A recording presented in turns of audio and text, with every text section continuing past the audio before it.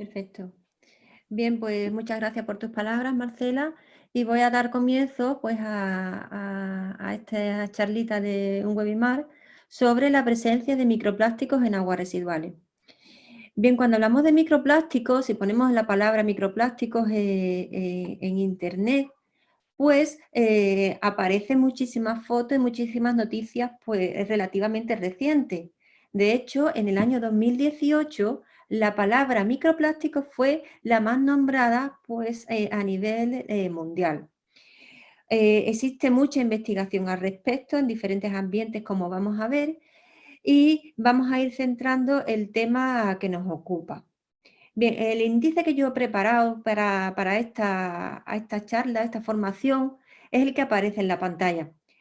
Es difícil hablar de microplásticos si no hablamos de su origen, que es el plástico, ¿vale? Entonces, tengo que hacer una breve reseña histórica sobre el plástico, sobre su evolución, qué es la contaminación plástica, y a partir de ahí ya veremos, iremos centrando el tema para hablar sobre los microplásticos en los diferentes cuerpos de agua, no solo las aguas residuales, sino también las aguas, está muy relacionada la contaminación de aguas residuales con el agua marina o el agua dulce. Y ya luego, pues nos meteré o os mostraré algunas de las particularidades que tenemos en el tema de la investigación de microplásticos, que es debido a la determinación de los plásticos. Iré iniciando, iré intentando captar vuestra atención, porque es una problemática que existe a nivel mundial y que aún hasta el momento pues no hay solución, ¿vale? Y por último, pues enseñaré algunas de las investigaciones que estamos haciendo en mi grupo de investigación en la Universidad de Cádiz sobre este tema, sobre el microplástico. Espero que sea de vuestro interés. Bien, pues para comenzar hablaremos sobre el plástico y su historia. ¿Qué entendemos por plástico? Pues bien, plástico es un material sintético que está constituido a partir de moléculas sencillas, monómeros, que se van uniendo por diferentes reacciones químicas y forman polímeros y moléculas grandes. Bien, estos plásticos tienen unas características pues, que son moldeables a determinadas condiciones de temperatura, son plásticos y tienen la particularidad que es una molécula pequeña que se va repitiendo una y otra vez, es decir, un patrón repetitivo que se repite a lo largo de la molécula en concreto. Estos plásticos pues tienen unas características que les hacen diferentes, ¿no? ¿Cuáles son esas características? Pues bien, la resistencia a la degradación, son materiales ligeros, son moldeables, son resistentes y se pueden emplear en infinidad de productos. Hoy en día, pues prácticamente todo lo que tenemos alrededor, si miramos un poco alrededor de casa, alrededor de nuestro trabajo, estamos rodeados de plásticos. Pero todos no iban a ser ventajas. Tenemos una pequeña desventaja en el tema de los plásticos, y es que son contaminantes porque, aunque ahí aparece la frase que no se reciclan, hay una pequeña parte que, bueno, se está intentando reciclar, pero en su mayoría son muy resistentes, ¿vale? Se mantienen, tienen una edad muy alta en el medio receptor y por lo tanto no son beneficiosos para el medio ambiente. Bien, si hablamos un poco ya de historias de los plásticos a lo largo de los años, pues ya en 1839 se empleaban plásticos, aunque eran de origen natural, como el caucho, para diferentes elementos. Empezaron a sintetizarse plásticos ya de forma sintética, como el celuloide, que fue en 1869, la seda artificial, viscosa, la baquelita, fue digamos, una innovación que llamó la atención y cambió un poco la tendencia en el año 1907, y a partir del año 1907 y hasta los años 50, pues empezaron a sintetizarse todos los polímeros que hoy conocemos, poliestireno, el PVC, el caucho sintético, etcétera, ¿vale?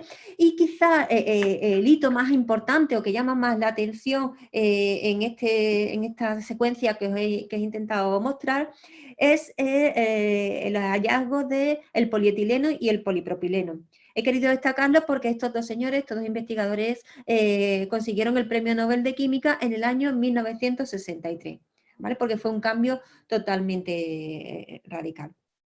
Bien, siguiendo avanzando un poco en el tema del plástico y de su historia, podemos ver en la transparencia la producción mundial de plásticos en el año 2019.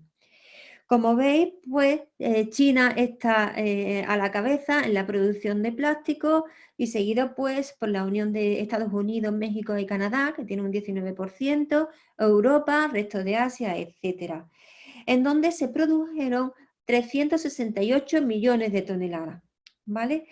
Este número es importante si tenemos en cuenta que gran parte de los plásticos que se producen llegan al medio ambiente y no se reciclan, ¿vale? Entonces estamos teniendo un problema bastante importante. Si hablamos un poco de producción per cápita por persona, pues en China tenemos una producción de unos 82 kilos per cápita, en Japón un poco más, y es en la Unión de Países de Estados Unidos, como decía antes, Canadá y México, donde tenemos la mayor producción, ¿vale? Cuando lo hacemos en referencia a la persona. ¿Y qué pasa con estos usos del plástico? Pues bueno, en los últimos años, la evolución de los usos del plástico, el plástico de un solo uso, pues ha ido evolucionando a lo largo de los años. Y como veis, en línea azul en esta gráfica se representa lo que sería la producción mundial de plásticos de un solo uso y en línea negra aparece la producción de plásticos de un solo uso en Europa. Como veis, la línea de la producción mundial es ascendente hasta el año 19 y sin embargo parece que en Europa estamos intentando mantenerlo, ¿vale? Luego hablaremos un poco de legislación y parece que todo está relacionado con algunas normas prohibitivas que han sido publicadas en los últimos años.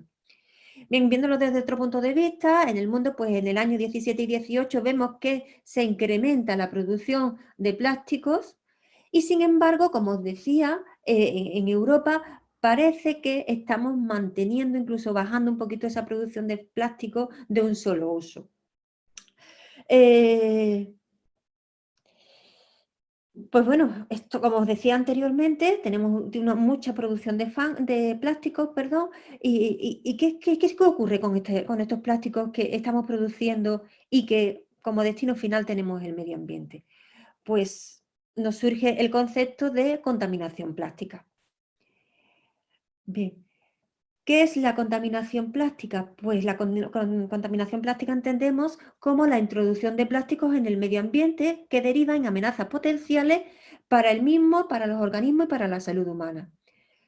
Es un elemento que se está introduciendo de forma artificial y por lo tanto no conocemos bien los efectos que vamos a tener debido a estas sustancias que se han introducido de forma artificial en el medio. El Programa de las Naciones Unidas ya ha considerado la introducción de plásticos en el medio ambiente como un problema muy importante de contaminación en el que nos tenemos que enfrentar la generación actual. ¿De dónde viene este problema de contaminación plástica? Pues viene ligado a la gran cantidad de plástico que no se recicla. Ahí os muestro un mapa del mundo, el porcentaje de la cantidad de plástico reciclado. Choca un poco pues, que la India sea el primer país que recicla plástico, con un 60%, seguido de Europa del 30% y Corea del Sur, perdón, que está detrás de la India. Los países, pues ahí tenéis los valores, México con un 25%, Estados Unidos un 9% tan solo. Pues bueno, son cifras que llaman la atención y que hace que pensar, ¿no? Si nos vamos a España, en España pues estamos consiguiendo valores bastante importantes en temas de reciclaje, llegando, estos datos son del año 19 y he consultado datos actuales del año 20, del año 2020, y ya nos situamos en un 45% de la cantidad de plástico que reciclamos. Hay un cierto porcentaje pues, que se dedica a recuperación energética y el menor porcentaje se destina a vertedero. Si hablamos de cifras a nivel de Europa, pues tenemos que el 32% aproximadamente del plástico se recicla, mientras que el 25% restante pues va a vertedero. Si vamos hablando de cifras ya a nivel mundial, solo el 9% de los 9.000 millones de toneladas de plástico que se producen se reciclan. Fijaros la cantidad de residuos que están llegando al medio receptor, ¿vale? Pues es una problemática bastante importante. Y bueno, ¿qué pasa con el plástico que llega a los medios receptores? ¿Qué ocurre? ¿Se quedan mucho tiempo en esta situación? Pues los plásticos pueden ser sometidos a situaciones de degradación, a procesos de degradación, con lo que hace que ese polímero, esa molécula grande de muchas unidades pequeñitas, que recordáis que lo definí en el inicio de la charla, se pueden romper en unidades más pequeñas que se llaman monómeros. Pero bueno, eso dura bastante tiempo hasta que llegamos a esos monómeros. En la transparencia pues aparece también una tabla del tiempo que tardan pues, algunos de los elementos plásticos que utilizamos a diario, como pueden ser cubiertos de plástico, botellas de plástico. Fijaros que son 500 años en romperse. Pues bastante, ¿no? Pues bueno, ¿qué vamos a entender por degradación? Pues degradación vamos a entender que ese plástico inicial va a perder sus propiedades iniciales que tenía debido a diversos factores externos que están actuando sobre ello, ¿vale? Y también se va a ver vista su composición química. Es una forma, digamos, yo tengo una norma por la que van a seguir esa degradación todos los plásticos, pues no. Vamos a tener situaciones totalmente diferentes porque hay plásticos que se van a degradar a una velocidad y a otra, depende de las condiciones ambientales que vamos a tener, depende de las características del plástico. No tenemos un patrón oficial o a seguir en donde sepamos bien hacia dónde va a ir ese plástico que ha llegado al medio del receptor. Por lo tanto, nos estamos enfrentando a una incógnita que no sabemos hacia dónde vamos, ¿no?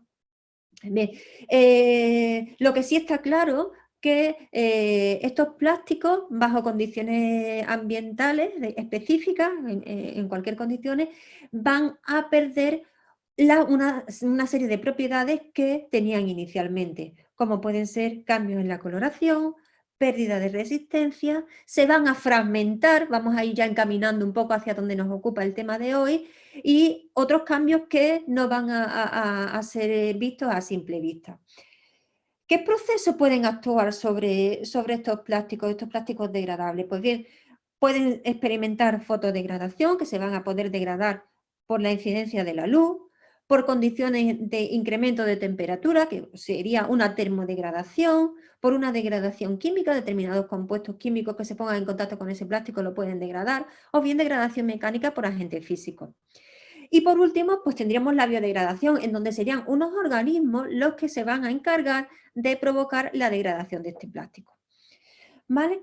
Bueno, pues entonces estamos en una situación en donde el plástico puede degradarse, no puede degradarse. ¿Qué va a ocurrir? Bueno, pues distinguimos plásticos de dos tipos de plástico, que serían los plásticos oso-biodegradables, que son aquellos plásticos que se degradan en dos etapas. En una primera etapa, estos plásticos se van a degradar por la acción de la temperatura y de la radiación ultravioleta, es decir, por la radiación solar, y vamos a conseguir unos plásticos más sencillos, con un peso molecular más pequeño, y en una segunda etapa, esas pequeñas moléculas que se han formado gracias a la incidencia de la temperatura de la luz, pues esos pequeños monómeros ya lo pueden atacar determinados organismos. Por lo tanto, estos plásticos oso biodegradables en principio no serían un problema para el medio ambiente. Pero tenemos otros plásticos que son los osodegradables, que experimentan la primera etapa, como he comentado anteriormente, de degradación en polímeros más pequeños por la acción de la temperatura y radiación ultravioleta, pero se convierten en unos monómeros que no son degradables por la acción de los microorganismos. Por lo tanto, estos monómeros van a permanecer muchísimo tiempo en condiciones ambientales y son los que realmente suponen un riesgo para el medio ambiente, ¿vale? Y son los que nos van a ocupar en la conferencia que estoy hoy transmitiendo. Y es la presencia, estos pequeños monómeros que hemos formado son los conocidos como microplásticos, ¿vale? Pues bien, ya hemos dicho, empezamos diciendo que los microplásticos eran unas moléculas, eran unas partículas, y una palabra que se ha empezado a escuchar mucho en los últimos años, sobre todo pues, en 2018 fue la palabra más nombrada en el mundo. Pues bien, en la primera transparencia que tenéis de microplástico, pues ya llama un poco la atención. ¿Dónde encontramos microplástico? Pues microplástico lo vamos a encontrar en prácticamente todos los ambientes. ¿Y qué entendemos por microplástico? Pues bien, hay muchas definiciones de microplásticos. Los microplásticos, una definición un poco más formal, sería un grupo de materiales sintéticos que están hechos de polímeros derivados del petróleo, bien de una base biológica, y se trata de partículas sólidas que tienen un tamaño inferior a 5 milímetros, ¿vale? Entonces los microplásticos van a ser partículas inferiores a 5 milímetros. Son partículas que no son solubles en agua y su degradabilidad es baja. Por lo tanto, van a permanecer mucho en el medio ambiente. Existe mucha discrepancia en cuanto a clasificaciones. Una de ellas utilizada es la diferenciar entre microplástico y mesoplástico. ¿Y qué diferencia habría entre ellos? Pues los microplásticos son aquellos que se necesita una lupa para poder identificarlos, y los mesoplásticos serían aquellos plásticos que los podemos identificar simplemente con la vista, ¿vale? No necesitamos ningún tipo de utilidad. Como os digo, hay muchas clasificaciones en la bibliografía. Ahí os pongo una tabla pues, en donde se distingue entre macroplástico, mesoplástico, microplástico, mini microplástico y nanoplástico, ¿vale? En diferentes ambientes pues existen las clasificaciones. Cabe destacar de las exámenes del año 2015 pues que distingue entre macroplásticos, comprendidos entre 1 milímetro y 25 milímetros, el mesoplástico entre 25 y 1 milímetro, microplástico entre 1 milímetro y 1 micra, y ya el nanoplástico es inferior a 1 micra. ¿Vale? Son 4 clasificaciones que os muestro de la bibliografía, pero si vosotros hacéis una búsqueda vais a encontrar otras clasificaciones diferentes. Pues bien, vamos a seguir avanzando y vamos a mostrar otra definición de microplástico. Pues bien, microplástico, según Frias y Nash, es una definición bastante reciente, indica que microplástico es cualquier partícula sintética, sólida o matriz polimérica de forma regular o irregular, cuyo tamaño está comprendido entre 1 micra y 5 micras, ¿vale? Ya nos fija el tamaño inferior. Y además indica que es de origen primario o secundario e insoluble en agua. Esta definición es un poco más completa y va avanzando en lo que queremos entender de plástico, de microplásticos, perdón. Bueno, ¿y de dónde vienen estos plásticos? ¿Cómo llegan al medio ambiente? ¿Por qué tenemos esta preocupación con estos plásticos? Pues bien, estos plásticos pueden ser porque originariamente se hayan fabricado en este pequeño tamaño, comprendido entre 1 y 5 milímetros, o bien porque proceden de fragmentación de materiales de mayor tamaño, por agentes externos, como decía, de los plásticos ozodegradables, ¿no? Son sometidos a condiciones externas de luz y de temperatura y se degradan. También se pueden degradar, también se pueden erosionar por agentes físicos, viento, acción de las olas, etc. También hay compuestos, perdón, de cosméticos o pinturas que tienen en su formulación estos pequeños compuestos microplásticos que pues tienen una función en la formulación de los mismos. O bien el origen puede estar en la degradación de neumáticos. Pues bueno, tenemos unos compuestos que estamos agrupando en una palabra, microplástico, diferentes partículas de origen muy diverso, como estáis viendo. Tenemos que intentar avanzar un poco más y intentar clasificarlo, intentar entenderlo de alguna forma. En la definición anterior que os he puesto en la transparencia, distinguía que aquellos plásticos de origen primario o secundario. Mira, ¿a qué se refiere con primario o secundario? Pues bien, microplásticos de origen primario o secundario está haciendo referencia a la naturaleza del plástico. Los plásticos primarios son aquellos que se han formado o se han fabricado, perdón, originariamente con esta formulación, con este tamaño. Pues son exfoliantes, algunos productos de cuidado personal que tienen esas pequeñas micropartículas, microesferas, que tienen un determinado poder. Y los plásticos secundarios son aquellos plásticos que llegan al medio ambiente, pero su origen está en la degradación de unos plásticos de mayor tamaño, como tenéis aquí en la transparencia, ¿vale? Esos plásticos se pueden degradar y se ven estos plásticos más pequeños de un tamaño inferior. Bien, existe otra clasificación empleada por los diferentes investigadores, que es en cuanto a la forma que tienen los plásticos. Ahí en la transparencia aparecen las formas en la clasificación que se suele utilizar más, que es en fragmentos, en copos, bien en esferas, que son muy redonditos, filamentos o las fibras, ¿vale? Es otra clasificación atendiendo a la forma. Y otra clasificación que se puede emplear también en la bibliografía es atendiendo al tipo de polímero que se emplea en la formulación. Pues puede ser el EVA, el polietileno, polipropileno, poliestireno, etcétera. ¿Vale? Entonces, tenemos unos compuestos de una naturaleza muy diferente, de forma diferente y con una composición química diferente. Pues estos compuestos van a generar impactos ambientales y generan una preocupación en la comunidad científica por conocer los efectos que va a provocar sobre los diferentes ambientes en los que se puede acumular. La primera preocupación que apareció en los investigadores fue la preocupación en el medio marino, porque se aparecieron, no sé si recordáis, unas noticias que aparecieron allá en el año 2013 o 14, en donde apareció la primera isla de plástico. Y se observó que había muchos animales marinos que tenían plástico en su interior, en el interior de su aparato digestivo. Bien, pues estos microplásticos, estas sustancias, estos elementos que llegan a los medios receptores van a provocar una serie de impactos ambientales que tienen una repercusión bastante importante.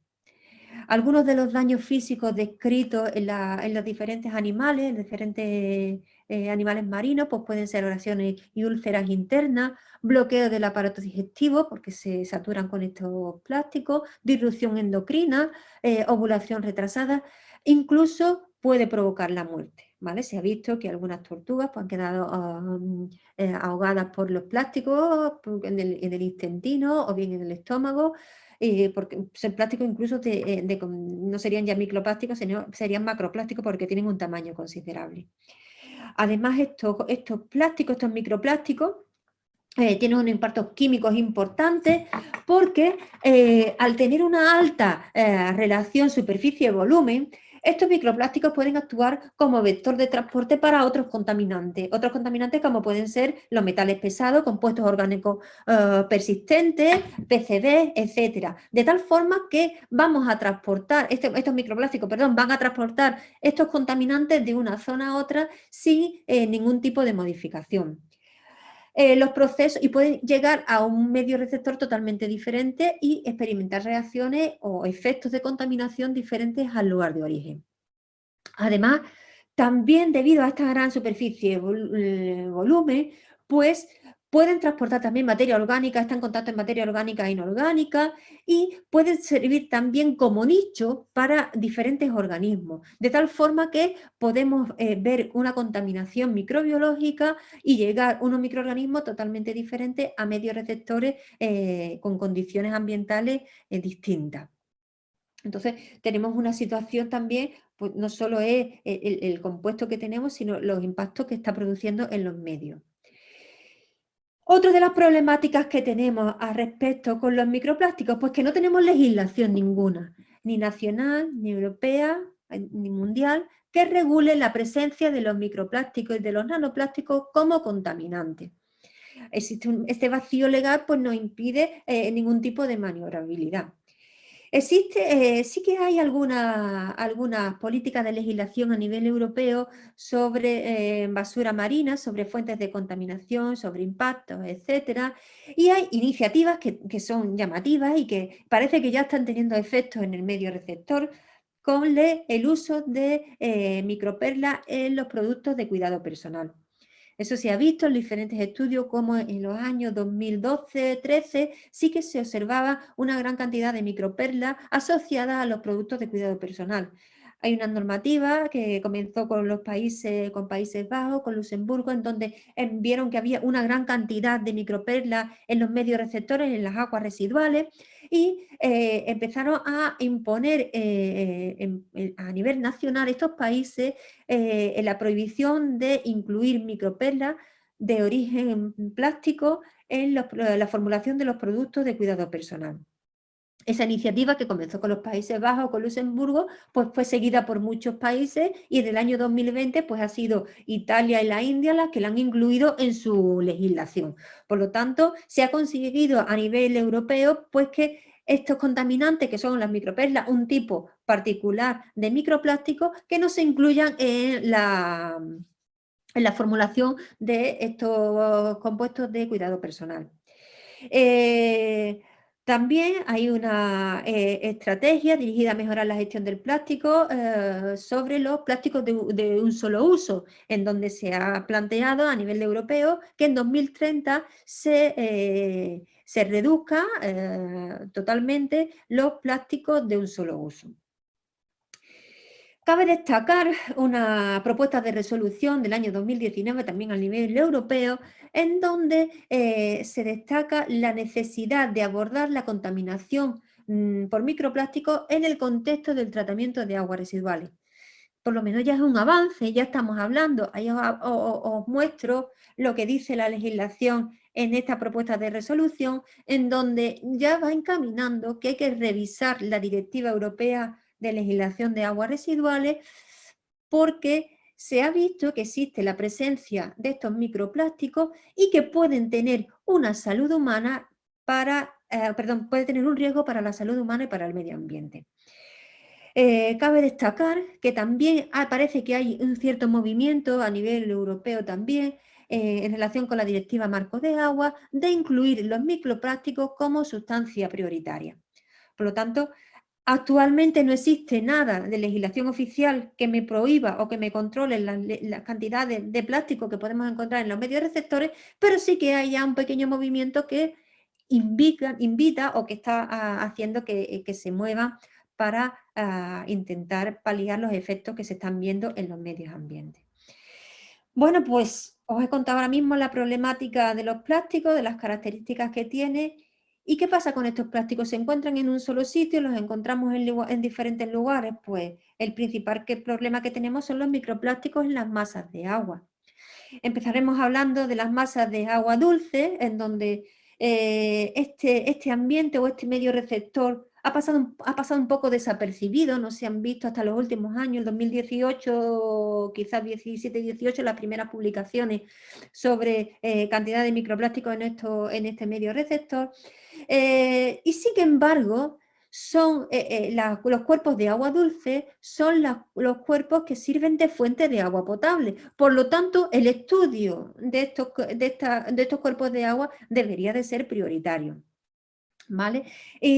¿Qué se ha visto en estos estudios? Pues estos estudios se ha visto que tanto ríos como lagos, como glaciares y aguas subterráneas tienden a acumular gran cantidad de micropartículas y microfibras, ¿vale? ¿Actuando cómo? Pues van a actuar como sumidero y como medio de transferencia. ¿A qué me refiero sumidero? Pues los lagos principalmente van a actuar como sumidero. Ellos van a acumular todos los plásticos que le lleguen, mientras que los ríos van a actuar como medio de transferencia, ¿no? Transportándolos de un lugar a otro dependiendo de donde se produzca el vertido. ¿Cuáles van a ser las vías de acceso de estos microplásticos al agua dulce? Pues a través de las aguas residuales, a través de la escorrentía superficial, degradación propia de los plásticos en las riberas que alcanzan al cuerpo de agua, deposición atmosférica, etc. Bueno, pues ahí tenéis una foto de una ribera con un plástico que se está degradando, se va a formar microplásticos que van a llegar al cuerpo de agua. Ahí tenéis un río de la India, pues bueno, que ahí la cantidad de plásticos que tenéis os podéis imaginar que es bastante alta. Bien, para hacer una revisión de la cantidad de plásticos que podemos tener en los medios, pues os muestro algunos datos de investigadores, como por ejemplo Lechner, en el año 2014, hizo un estudio en el río Danubio, encontrando una cantidad de 318 microplásticos por cada 1000 metros cúbicos de agua. El río Danubio desemboca en el Mar Negro y aquí se han observado 4,2 toneladas de microplásticos al día. ¿Veis qué cifra bastante importante?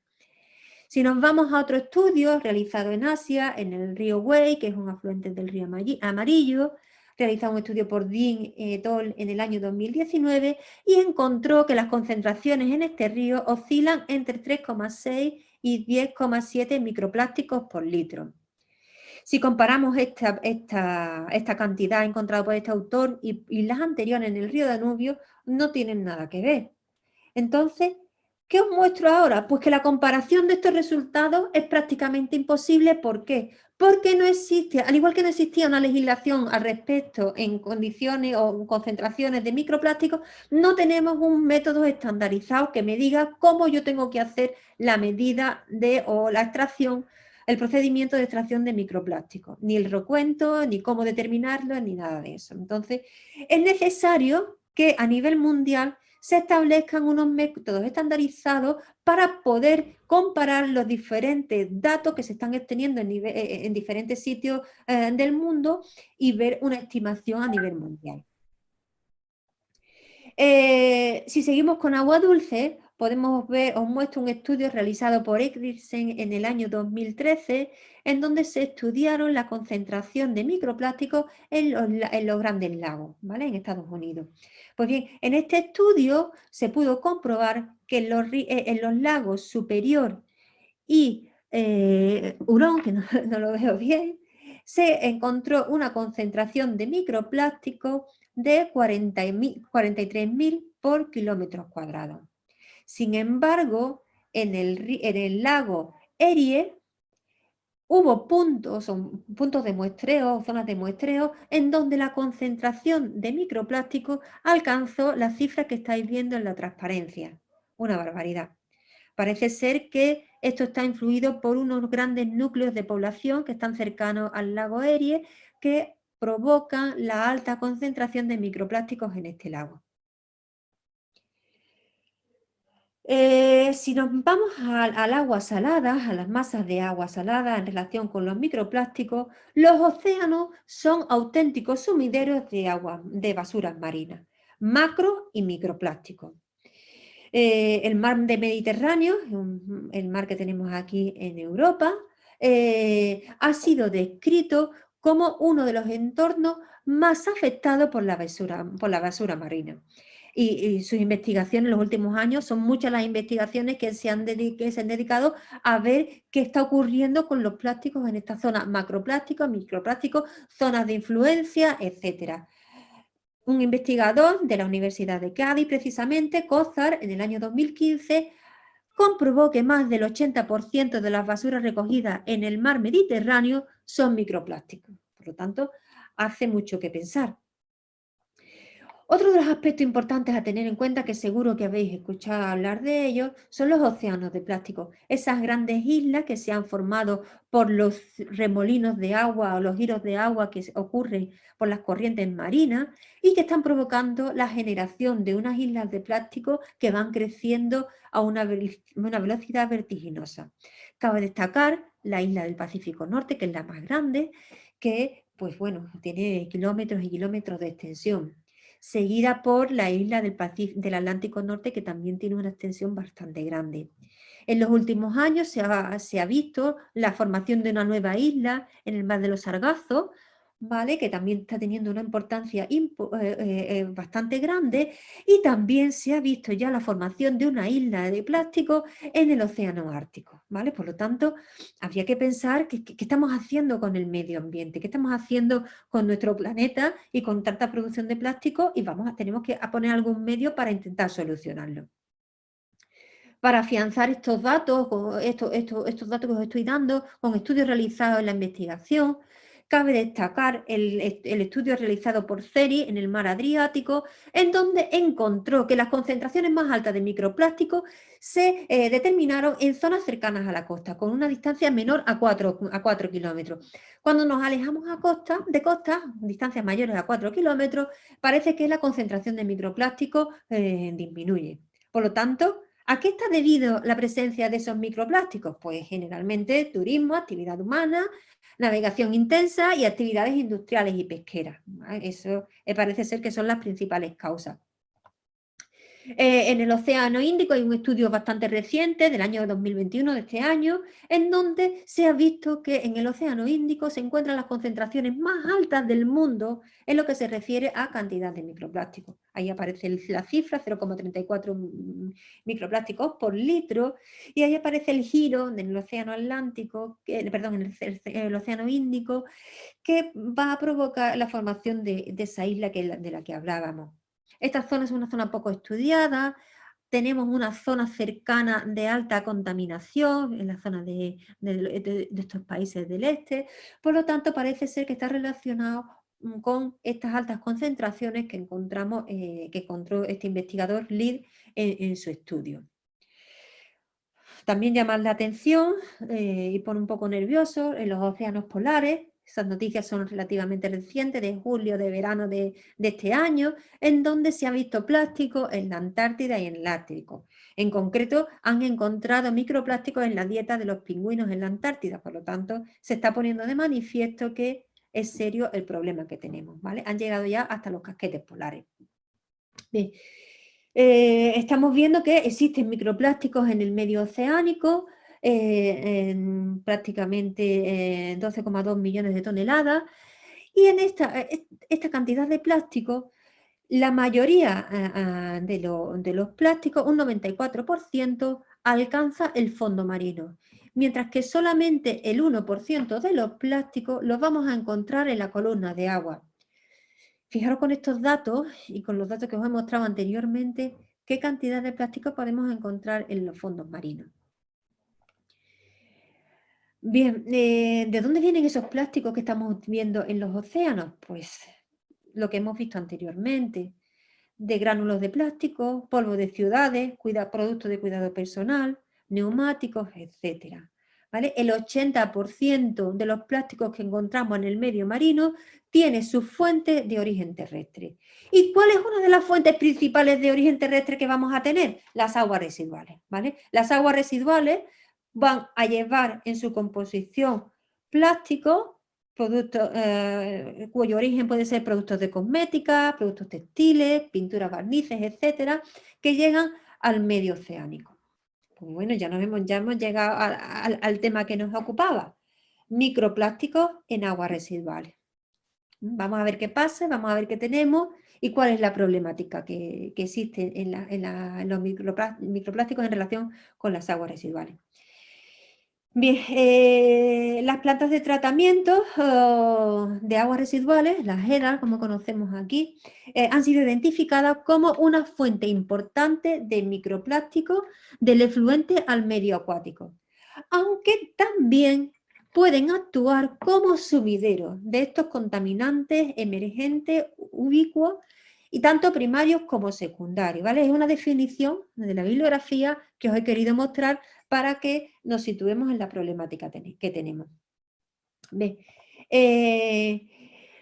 Hoy en día, pues, a nuestras plantas de tratamiento llegan las aguas residuales que presentan una alta heterogeneidad, son bastante diferentes a lo largo del día, a lo largo de las diferentes épocas del año, como bien sabemos todos, y en estas plantas de tratamiento no hay ningún tratamiento específico para la eliminación de microplásticos. Con todo y con ello, pues se consigue a lo largo de los tratamientos que son sometidas a las aguas residuales en eliminar, no bien eliminar, mejor dicho, lo que conseguimos es retener esos plásticos del agua residual y se presenta un efluente con una baja concentración de microplásticos si los comparamos con el influente. Es decir, podemos conseguir en una EDAR que no tenga ningún tratamiento específico para la eliminación de microplásticos, en conseguir rendimiento en torno al 97-90%. ¿Pero qué pasa con esos plásticos? Pues esos plásticos no hay ningún tratamiento específico para eliminarlos. ¿Qué está ocurriendo con ellos? Pues estos plásticos están siendo retenidos en lo que se denomina los lodos residuales. En la mayoría de los países, estos lodos se van a utilizar como fertilizante agrícola, como enmienda de suelo, y van a ser una fuente importante de ingreso de microplásticos al medio ambiente. Entonces tenemos planteada la problemática. Vamos a tener una parte de microplásticos que van a salir con el efluente porque no tenemos una eficacia 100% tal, y además esos plásticos que estamos eliminando del influente no están siendo eliminados, están siendo concentrados y se están transfiriendo a los lodos. Tenemos una problemática que vamos a ver cómo vamos a solucionar. Bien, en la transparencia os he querido mostrar lo que sería el esquema de tratamiento de una EDAR convencional, de la que estamos acostumbrados todos, en donde hay una línea de agua y una línea de fango. En esa línea de agua pues hay una serie de procesos químicos, físicos y biológicos que están destinados, esos procesos, a mejorar la calidad del agua. Principalmente están encaminados a eliminar la presencia de materia orgánica de las aguas residuales por diferentes procesos. Hay un proceso de cribado, un deseranado desengrasado, una decantación primaria, reactores biológicos para eliminar la materia orgánica disuelta, un decantador secundario, tratamientos terciarios, etc. Y luego tenemos una línea de fango en donde se van a acumular los fangos que se producen tanto en la decantación primaria como en la decantación secundaria. Estos fangos se estabilizan y se someten a una serie de procesos para acondicionarlos y poder utilizarlos como enmienda de suelo. Bien, os he intentado explicar esto para que entendamos lo que está ocurriendo en los fangos y en el agua con la presencia de los microplásticos. Ya hemos dicho anteriormente que estas plantas de tratamiento no están diseñadas para eliminar microplásticos. Pero, viendo la tendencia que hay de una eliminación tan grande, parece ser que si manipulamos esta planta de tratamiento y operamos con ella de forma correcta o la complementamos con algún tratamiento específico, podría ser una solución para reducir la entrada de estos contaminantes, estos microplásticos, al medio ambiente. Bien, en un estudio realizado por Turán en el año 2021, él comenta que pueden conseguir, en una EDA se puede conseguir eliminar entre el 40 y el 99% de los microplásticos que llegan, relacionando con su tamaño y con la forma. En un estudio realizado en Suecia por estos dos autores en el año 2014, encontraron que en los microplásticos de tamaño inferior a 300 micras, poniendo el límite inferior en 20 micras, la eficacia es del 70 al 90% de eliminación, mientras que en los microplásticos más grandes la eficacia es mayor del 99%. Por lo tanto, parece que nuestras plantas, tal y como están diseñadas en la actualidad, son bastante eficaces para la eliminación de plásticos por encima, vamos a poner, de 300 micras. El problema lo tenemos con los plásticos de tamaño inferior. Además, si recordamos las formas y eso que habíamos clasificado también los tamaños, los fragmentos, los microplásticos en forma de fragmentos son eliminados de forma muy eficiente y, sin embargo, las fibras, que vienen sobre todo de la ropa, de la industria textil, son más difícilmente eliminables, ¿vale? En las plantas de tratamiento. Bien, para mostraros un ejemplo también, en esa tabla podéis ver datos de concentración de microplásticos en distintas plantas, en distintas etapas del tratamiento, de 4 EDAs distintas, una en China, otra en Finlandia, otra en España y otra en Escocia. Como veis, están diseñadas para caudales muy diferentes y la población servida también es muy distinta. Hay estudios que en estos estudios se han determinado los plásticos en el pretratamiento, en salida del tratamiento primario, a la salida del tratamiento secundario y a la salida del tratamiento terciario. Fijaros que no hay unanimidad en el tema de determinación de plástico, en el tema todo lo que nos incumbe con los microplásticos, que ni siquiera a la hora de hacer el muestreo en el pretratamiento tenemos el consenso de dónde tomar la muestra en el pretratamiento. Ahí os he señalado con letra A, B y C, dependiendo de los autores, toman en el pretratamiento la muestra en un sitio u otro. Pues bien, en China, por ejemplo, toman agua bruta y en Finlandia pues las hacen a la salida de las rejas, a la salida del desbaste, y en Cartagena pues la hacen a la salida del desarenado desengrasado. Difícilmente podemos comparar estos datos, daros cuenta que ya hay en esta primera parte son los sólidos, los plásticos más gruesos, nada que ver tiene la caracterización realizada en China con la caracterización realizada en Cartagena, son un punto totalmente diferente. Bueno, haciendo esta salvedad, pues os muestro los datos de concentración de microplásticos determinados en el pretratamiento, ¿vale? Son totalmente diferentes unos u otros, teniendo en cuenta también que se han realizado los muestreos en puntos diferentes y además son eras totalmente distintas. Podríamos comparar Finlandia con Escocia, pero fijaros que no tiene nada que ver el caudal que recibe Finlandia, 10.000 metros cúbicos día, con la que recibe Escocia, de 260.000 metros cúbicos día. Bien, en la siguiente transparencia podemos indicar que en el pretratamiento junto con la decantación primaria son los tratamientos, son las unidades en donde se consigue la mayor eliminación de microplásticos y microfibras. En todas las líneas de tratamiento de la planta, en esas primeras etapas vamos a conseguir la mayor eliminación de microplásticos. Si contamos en nuestra línea de planta con un tratamiento primero con floculación, vamos a conseguir eliminación de microfibras. Y en la unidad de desarenados desangresados, pues vamos a conseguir una mayor eficacia en eliminación de microesferas en la capa superficial, ¿vale? En la nata esa que se forma en la unidad de desarenados desengrasados. Bien, en cuanto a valores, haciendo referencia a la tabla anterior, tenemos los resultados de concentración de partículas a la salida del tratamiento primario y como veis es totalmente diferente, no tiene nada que ver unos datos con otros. Si hacemos un poco rendimiento de la eficacia conseguida en este tratamiento primario, pues totalmente distinto. En Finlandia pues conseguimos un 99% en eliminación solamente en pretratamiento y tratamiento primario, mientras que en Cartagena tan solo se consigue un 22% de eliminación, de eficacia. Si pasamos a la siguiente unidad, que sería el tratamiento secundario, recordáis que el tratamiento secundario lo que vamos a hacer una serie de microorganismos que se van a encargar de eliminar la materia orgánica presente en el agua residual y esos microorganismos luego pasarán al decantador secundario donde se separarán los flóculos biológicos del agua clarificada.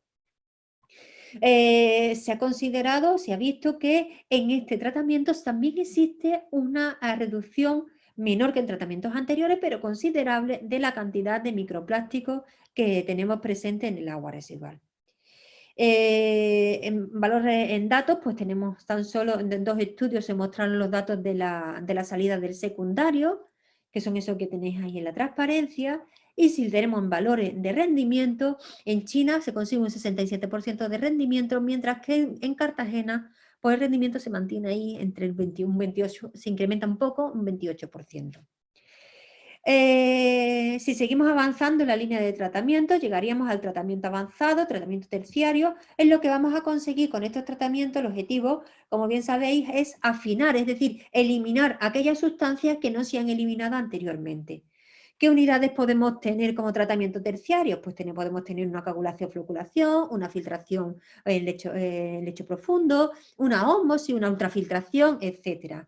Estos tratamientos terciarios también podemos incluir lo que sería un laberinto de cloración o la radiación ultravioleta, que son encaminados para desinfección. En estos tratamientos últimos, nunca o casi nunca vamos a ver una eliminación significativa de la concentración de microplásticos. En los anteriores sí, ¿vale? Los anteriores son perfectos para cumplimentar nuestra línea de tratamiento y conseguir una mayor eficacia en la eliminación de estos compuestos. Si nos vamos a la tabla anterior, a la tabla de muestra que estamos trabajando aquí, vemos la cantidad de micropartículas, de microplásticos que salen en el efluente. Si nos vamos a valores de rendimiento, que nos informan mucho más, pues vemos que Escocia consigue un 98% de eliminación, Finlandia también, Cartagena pues un 90%, la mayor eliminación que hemos conseguido ha sido en este tratamiento terciario y en China pues se queda un poquito por debajo. Estamos hablando, si quitamos China, estamos hablando de rendimientos bastante altos, por lo tanto, y concentraciones que son bastante pequeñas, si os dais cuenta. ¿Qué pasa con esto? No es importante el aporte que está haciendo las depuradoras, las estaciones depuradoras de aguas residuales en lo que se refiere a microplásticos, pues vale, se consigue. Pero ¿qué está ocurriendo? Que la EDAR supone una fuente importante de microplásticos al medio receptor. En un estudio realizado por Freeman en el año 2020, realizado en una EDAR de tamaño medio, entre 30.000 y 50.000 metros cúbicos día, pudo comprobar que el aporte que se hace diario en cantidad de microplásticos al día es esa cifra que estáis viendo ahí. Daros cuenta que tenemos un orden de 10 elevados a 10 micropartículas al día, lo cual lleva a pensar que, bueno, es una cifra bastante importante a tener en cuenta. Yo lo dejo ahí para que penséis simplemente. Bien, nos hemos centrado en lo que sería la línea de agua. Hemos conseguido importante eficacia de eliminación, como os decía yo inicialmente, que conseguimos entre el 90 y el 97%, perfecto. Pero, como os he comentado, no hay un tratamiento específico para eliminar estos plásticos. ¿Qué está ocurriendo con estos plásticos? Pues bien, estos plásticos se están reteniendo principalmente, hay partes que se retienen en el pretratamiento y esos residuos van a ser gestionados como residuos sólidos urbanos, se van a llevar a vertederos, vale, perfecto. Pero ¿qué pasa? Que gran parte se van a acumular o se van a retener en la decantación primaria, en la decantación secundaria, gran parte de estos microplásticos y van a formar parte de los lodos que se van a gestionar en la línea de lodo. Ese lodo, cuando se gestiona de forma adecuada, se estabiliza y uno de los usos más frecuentes que se está haciendo hoy en día es la aplicación sobre terreno como fertilizantes agrícolas. ¿Qué ocurre con esto? ¿Qué pasa? ¿Es problema? ¿No es problema? Vamos a irnos a cifras, quizás nos aclara un poco más. Pues bien, en una EDAR en Canadá, el 93% de los microplásticos que llegan en el efluente acaban en los lodos. ¿Y qué más tenemos? Pues tenemos que en la EDAR de Madrid, muy cerquita de mía, no de vuestra, los lodos mixtos presentan una concentración de 133 microplásticos por gramo. Me he olvidado del autor EDO del año 2020, creo recordar, y lo que supone de 8 por 10 elevado a 11 microplásticos al año.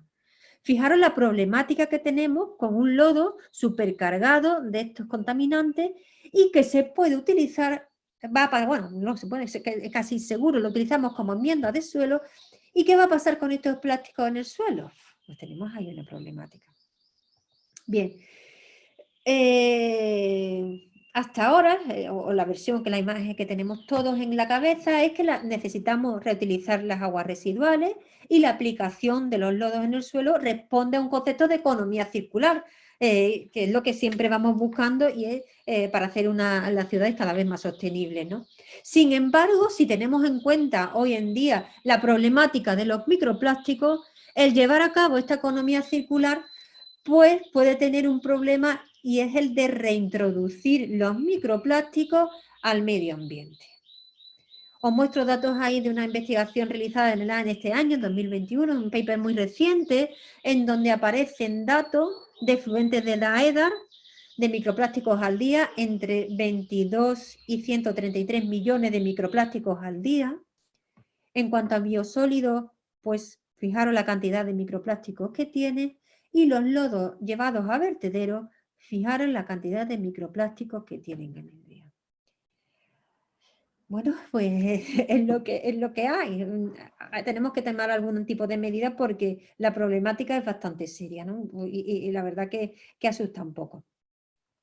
Si seguimos avanzando en la presentación, el siguiente punto que me ocupa es la determinación de microplásticos. Ya lo he nombrado anteriormente.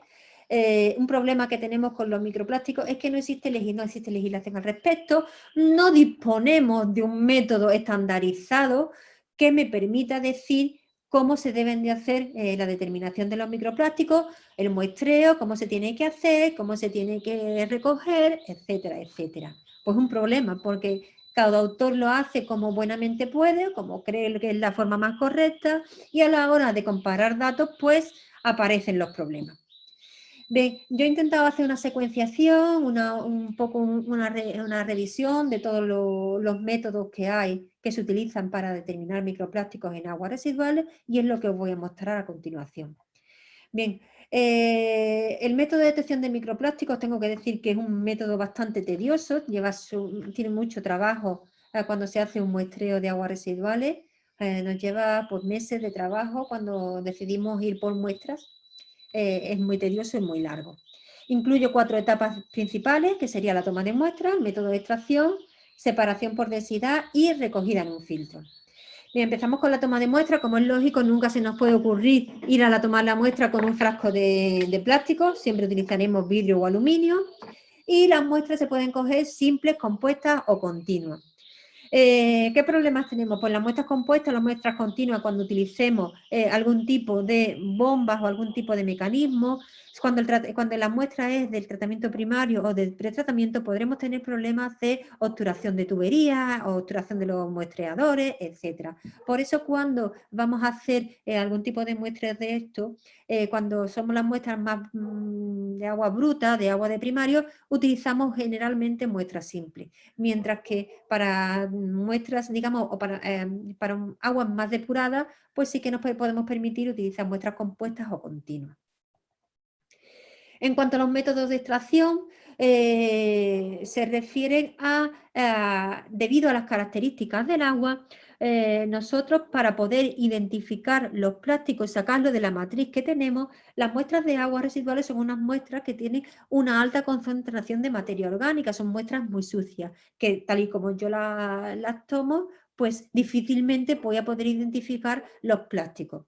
De tal forma que yo tengo que someter esas muestras a un proceso de oxidación, un proceso de eliminación de esa materia orgánica. Bien, ¿qué procesos hay? Pues los que tenéis ahí en la transparencia: Fenton, disolución alcalina, hidróxido de potasio, hay algunas digestiones ácidas. De todas ellas, ¿con cuál me quedo? Pues nosotros en nuestro laboratorio nos hemos decantado por la oxidación Fenton. La digestión enzimática es muy lenta, tiene unos reactivos bastante caros, hidróxido de potasio da una serie de problemas y además parece que deterioran algún tipo de plástico, igual que ocurre con las disoluciones ácidas, y nosotros nos hemos inclinado por la utilización del Fenton, que es el método que recomienda la NOAA. Bien, ¿el Fenton en qué consiste? Pues consiste en exponer mi muestra a agua oxigenada con un catalizador, que es el sulfato de hierro, y a una temperatura aproximada de 70 grados. Hay que controlar muy bien la temperatura para impedir que se me degraden los plásticos que están presentes en la muestra. En un tiempo de 3-4 horas, dependiendo, no hay nada estandarizado, lo vuelvo a repetir, porque depende mucho del tipo de muestra que tenga, y pues sometemos a las muestras, como aparece aquí en la transparencia, a esas condiciones y conseguimos la oxidación de la materia orgánica, ¿vale? Una vez que se ha eliminado toda la materia orgánica, procedemos a la separación por densidad. La de separación por densidad, hay muchos reactivos que se han utilizado: cloruro de zinc, bromuro de zinc, yoduro de potasio y cloruro sódico. Hay algunos que parece que son más ventajosos, otros menos, permiten la flotabilidad del plástico, como aparece aquí en la transparencia en la figura. Nosotros lo que utilizamos estos embudos y lo que hacemos es que el plástico flote y lo recogemos por la parte superior. De todos estos, ¿con cuál me quedo? Pues me quedo con el cloruro sódico, porque es el que tiene un menor impacto en el medio ambiente, económicamente es más rentable y me da casi prácticamente los mismos resultados. Por último, tendríamos la fase de recogida del filtro, en unos filtros que pueden utilizarse de nitrocelulosa, de policarbonato, incluso de fibra de vidrio, pero nosotros nos hemos decantado por los filtros de policarbonato debido a la superficie que tiene y nos permite la extracción mejor del plástico para proceder luego a su identificación. Bien, ya hemos conseguido en un filtro relativamente limpio, procedemos entonces a continuación a identificar los plásticos. ¿Cómo lo hacemos? Pues bien, para la identificación de los plásticos lo vamos a hacer de dos formas diferentes. Bien, por identificación visual, que lo que vamos a utilizar es una lupa, un microscopio estereoscópico o una lupa binocular, en donde vamos a identificar mediante nuestros ojos los diferentes tipos de plásticos y vamos a hacer recuento. ¿Qué influye aquí? Pues aquí tenemos, es el método más simple para abordar el análisis de microplásticos, y sin embargo es una metodología que nos va a absorber mucho tiempo. necesitamos que la persona que haga los recuentos sea una persona experta, que tenga experiencia en la práctica de realizar esta tarea y hay que saber que con estos datos no van a ser, digamos, concluyentes, porque lo que nosotros vamos a recontar con la identificación visual van a ser micropartículas, que es distinto a microplásticos. No vamos a saber de esas partículas que yo identifico como microplásticos, las que van a ser, digamos, realmente el elemento que nos interesa. Vamos a necesitar de una técnica analítica más avanzada como la que tenéis aquí en la transparencia, la que me va a ratificar que el compuesto que yo he identificado como microplástico es realmente microplástico.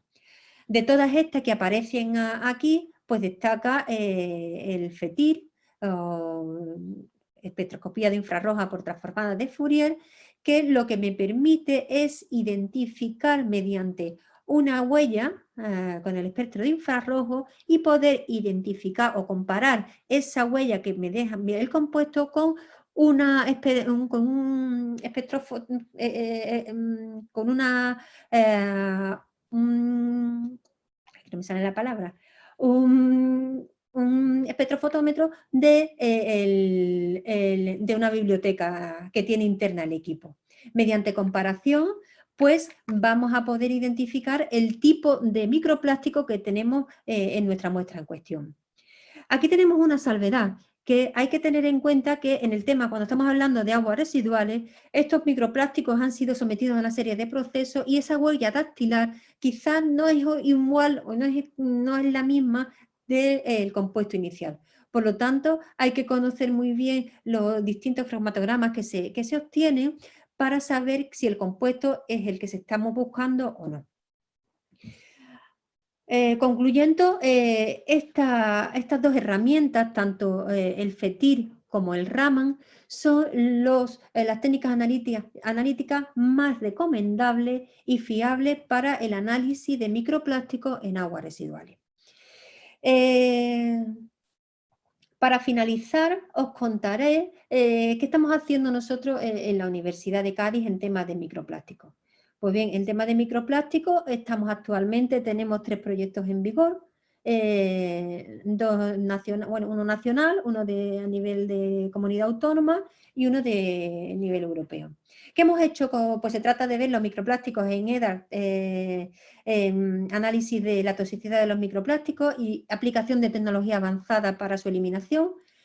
El segundo proyecto trata de microplásticos en lodos de EDAR, nos hemos enfocado en la línea de lodo y vamos a intentar ver algunas tecnologías para la eliminación de esos microplásticos y luego pues estamos trabajando con otros microplásticos, con otro proyecto relacionados con composites plásticos. Bien, en estos estudios que estamos trabajando en la Universidad de Cádiz, lo primero que hicimos es ver si realmente en la zona en la que nos encontramos existe esa gran cantidad de microplásticos en los efluentes de la depuradora, cuánto está llegando a la depuradora, cuánto se elimina, cuánto se retienen en los fangos, y para ello lo que hicimos es un mapeo de la provincia de Cádiz en 7 depuradoras a lo largo de un año. Estuvimos viendo la cantidad de microplásticos que hay. Bien, en este estudio pues se muestrearon 7 depuradoras, 5 urbanas y 2 industriales. Aquí podéis ver la clasificación en función del tamaño de los microplásticos encontrados en influente y en efluente. Los datos que encontramos ratifican lo que decía la bibliografía. La fracción de tamaño más grande es la menos abundante, mientras que la fracción de tamaños más pequeños es la más abundante. ¿Vale? En la efluente pues tenemos prácticamente un 50% y en el efluente industrial en un 56%. En cuanto a la forma, también se cumple lo que dice la bibliografía, porque las formas más abundantes son las fibras y los fragmentos, ¿vale? Las fibras son las más abundantes, en color amarillo, y los fragmentos en color celeste también son los más abundantes, en influente y en efluente. En lo que se refiere a los tipos de microplásticos, en la composición química, el tipo de polímero, no existe una tendencia clara debido a la complejidad que tenemos en las aguas residuales, los tiempos de residencia, etc. No existe una clara tendencia, parece ser que el PVC es en el influente tanto en urbana como en industrial el más abundante, y sin embargo en el efluente tanto de urbana como de industriales pues depende mucho si es el poliestireno, depende del momento en el que estemos, pues no existe una gran variabilidad que dificulta establecer conclusiones, lo cual es lógico, sabiendo de la matriz de la que estamos hablando. Otro estudio, bueno, os muestro ya de forma muy rápida porque estoy pasando del tiempo, Marcela, no sé si me vaya a parar. En una EDAR llevada también de la provincia de Cádiz, hemos hecho un estudio en cuanto a de micropartículas y microplásticos. Aquí se ratifica también los datos que habíamos visto, la fracción más pequeña es la más abundante, ¿vale? En el influente y en el efluente. Las fibras se muestran como la forma más mayoritaria, y en este estudio de esta planta, que también se llevó de forma más exhaustiva y que os muestro a continuación, se consigue un 97% de eliminación de microplásticos. Ahí aparecen los diferentes polímeros que se encontraron, bueno, bastante interesante. Encontramos lo mismo que autores a nivel mundial en diferentes puntos del mundo, nosotros coincidimos con ellos. Y además nosotros acompañamos de un análisis del cauce receptor, de la cantidad de microplásticos que encontramos en el punto o en la zona donde se produce el vertido. Si os dais cuenta, los polímeros que encontramos fueron pues totalmente diferentes. ¿Y dónde estamos? ¿A dónde vamos? Pues actualmente estamos trabajando en la implementación de tecnologías para conseguir una mejora en la calidad del efluente. Estamos empleando filtros de gravedad, tecnologías de membrana y reactores de biomembrana para conseguir una eficacia pues 100%. Estamos en ello, estamos trabajando. Actualmente se están realizando tesis doctorales en este tema y estamos obteniendo resultados. En el tema de los lodos también tenemos una tesis doctoral en realización, en donde lo que estamos viendo, hay algunos autores que ponen de manifiesto que la digestión anaerobia consigue una degradación de los plásticos. Nosotros estamos haciendo ensayos a nivel de laboratorio, a nivel de escalita pequeña, y estamos viendo a ver qué ocurre con la presencia de plástico y la digestión anaerobia. Pues bien, estamos viendo que existe una afectación, esto sería el lodo con el inóculo con los microplásticos, y hay una disminución del rendimiento de la producción de metano en un ensayo que pues prácticamente ha sido un primer acercamiento. Y también vamos a hacer ensayos en reactores aerobios, porque la bibliografía reciente parece que muestra alguna pequeña biodegradación de estos compuestos, de estos microplásticos, en reactores aerobios, en función de los tiempos de residencia, en función de la edad del fango, y vamos a empezar y vamos a hacer algunas investigaciones así y ver la influencia que tienen esos microplásticos también sobre la actividad microbiana. Como veis, tenemos una parcela muy grande de investigación, estamos muy ilusionados, estamos trabajando mucho, estamos empezando a publicar, a producir, ¿no? Estamos como en la comunidad científica, tenemos que publicar nuestros resultados, empezamos a ver esta producción, y sin duda esto no sería posible gracias a, si no tuviera este equipo que tengo detrás. Este trabajo lo he mostrado yo, pero tengo equipo detrás que es increíble y que trabajan como nadie. Tengo que darle las gracias a ellas porque están trabajando conmigo desde el momento 1 y bueno, gracias por la atención y espero que os haya gustado esta pequeña presentación. Gracias. Gracias, doctora. Muchas gracias. Vamos a darle lugar a Claudí, que es la encargada de hacer las preguntas, las consultas. Creo que hubo varias preguntas. Muchas gracias, doctora Coelho, por su presentación. La verdad es que es de bastante interés todo el recorrido que nos has comentado y compartido y todo el esfuerzo en investigación del equipo en la Universidad de Cádiz. Ya hay preguntas en el chat, voy a leer. Pregunta Diego, antes que nada, ¿verdad? Quiere felicitar por la interesante ponencia y la pregunta que él tiene es, ¿la presencia de microplástico en la red colectora de aguas residuales puede causar algún tipo de inconveniente a las bombas, cañerías u otros elementos de la red? Pues nosotros no hemos visto que haya problemas, porque no es tanta la concentración en la que se observa. Los microplásticos no van a producir ningún tipo de obturación, ni ningún tipo de interferencia. por lo menos lo que nosotros hemos visto. Nosotros nos ocupamos realmente de la instalación en sí, no en el tipo del saneamiento y cuando llega a la planta. Pero no creo yo, por la magnitud del problema, no creo que llegue a producir problemas. Muchas gracias. Pregunta José, su consulta es, ¿los microplásticos podrían ser una amenaza importante como contaminante para Perdona, las aguas subterráneas, teniendo en cuenta que los microplásticos presentes en los lodos como fertilizante? Claudia, está saliendo entrecortado. No sé si sí, quieres, vale, que quiera yo. si quieres apagar. Lo leo yo, ¿sí? Porque creo que está así, lo que pasa con cuando es online. Sí, José consultó. Ok. Ahora, sí está saliendo cortado. No sé si apagas tu cámara, capaz que ahí sale mejor.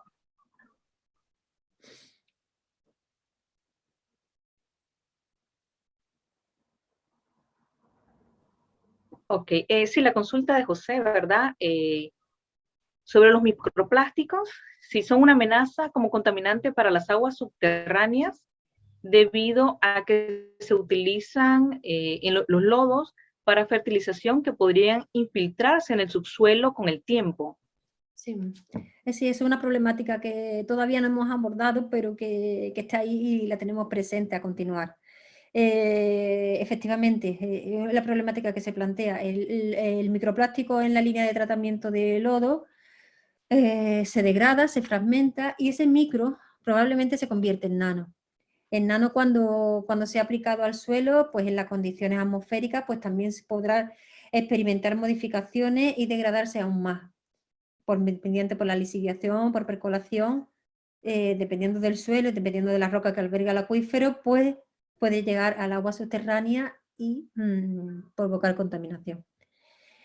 Pero yo creo que no hay que irse tan lejos, lo tenemos mucho más cerca, lo tenemos mucho más cerca. El plástico lo tenemos, la fibra la tenemos en nuestro día a día y bueno, si hacéis una consulta en alimentos y demás, estamos consumiendo plástico. Es una problemática que tenemos ahí de una dimensión tan grande y que no se sabe, no tenemos límites para poder controlarla. Bueno, en el chat hay felicitaciones por la ponencia, muy interesante. También felicitaciones a la doctora Coelho.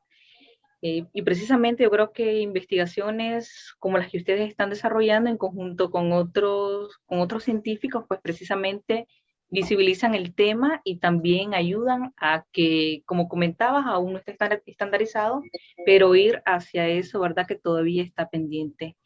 ¿Alguna recomendación que nos puedas dar nosotros como, digamos, los seres que hacemos uso y consumo de esta materia prima de los plásticos? ¿Qué recomendación nos das? ¿Qué acciones podemos tomar para evitar o reducir?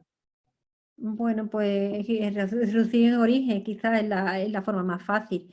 Pues empleando los plásticos en la menor manera posible, reutilizando los plásticos, por ejemplo, se me ocurren las bolsas de basura, no utilizando, no incrementando pues las toallitas, el papel higiénico en el retrete, intentar minimizar y reutilizar la mayor cantidad de plásticos que tengamos, es lo que se me ocurre.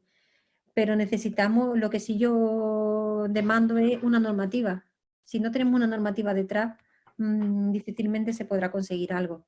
Tenemos que unificar esfuerzos y luchar contra esto, porque el problema se nos va de las manos. El problema se nos va de las manos. Habéis visto las islas de plástico que hay en los diferentes océanos. Tenemos plástico ya en los pingüinos de la Antártida. Estamos invadidos por plástico. Nos ha facilitado mucho la vida, porque no podemos tampoco decir que todo es negativo, el plástico nos ha facilitado mucho la vida. Y lo que os decía, todos tenemos plástico alrededor. Yo sí puedo mirar aquí alrededor de mí, donde estoy en casa, tengo plástico en todos lados. Pero tenemos que pensar muy bien el uso que le damos y reutilizar, sobre todo es reducir en origen, es la principal vía que se me ocurre, reducir en origen. Muchas gracias por su respuesta. Si nos puede brindar también algún contacto. También hay varios grupos de investigación de diferentes países de Latinoamérica que se han conectado a esta charla y de cierta manera pues saber de qué manera pueden contactar o a futuro hacer alguna alianza de investigaciones con ustedes. Pues nosotros encantados con trabajar con vosotros. Estamos dispuestos, somos un grupo muy joven, como podéis ver en la foto, con ganas de trabajar. Es un grupo que me apoya muchísimo y estamos dispuestos a trabajar donde sea. Así que os paso, bueno, Claudi tiene mi correo electrónico, os lo pongo a vuestra disposición y alianzas y hacer convenios, hacer proyectos conjuntos y trabajar por este tema. Muchas gracias, Loli. Por el momento no hay más preguntas en el chat. Con esto cerraríamos esta parte.